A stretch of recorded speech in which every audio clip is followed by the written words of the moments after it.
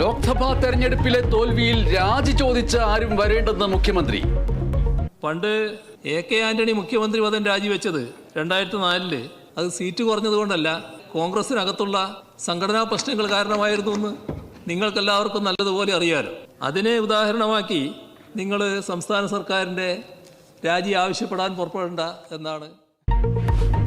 UDF വിജയത്തിൽ വേവലാതിയില്ല, BJP seat നേടിയതിലാണ് ആശങ്കയെന്നും മുഖ്യമന്ത്രി. തദ്ദേശ വാർഡ് വിഭജന ബില്ലിൽ നിയമസഭയിൽ പ്രതിഷേധം. സബ്ജക്ട് കമ്മിറ്റിക്ക് വിടാതെ ബില്ല് പാസാക്കിയത് ചോദ്യം ചെയ്ത് പ്രതിപക്ഷം. അടിയന്തര ഘട്ടങ്ങളിൽ കമ്മിറ്റിയുടെ പരിഗണനയ്ക്ക് അയക്കാതെ ബില്ലുകൾ പാസാക്കിയിട്ടുണ്ടെന്ന് സ്പീക്കറുടെ റൂളിംഗ്.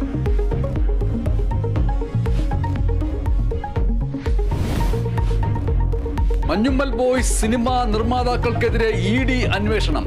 പറവ ഫിലിംസ് കള്ളപ്പണം വെളുപ്പിച്ചിട്ടുണ്ടോ എന്ന് പരിശോധിക്കും. നടൻ സൗബിൻ ഷാഹിർ അടക്കമുള്ളവരെ ചോദ്യം ചെയ്യാനും നീക്കം.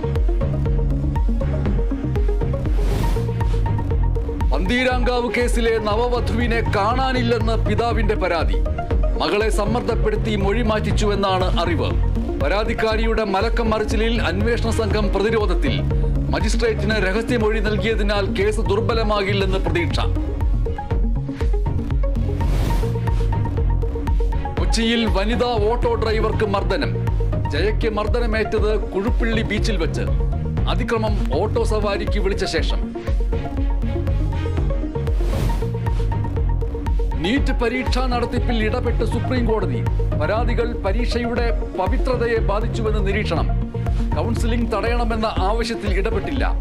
നാഷണൽ ടെസ്റ്റിംഗ് ഏജൻസിയുടെ വിശദീകരണം തേടി സുപ്രീം കോടതി.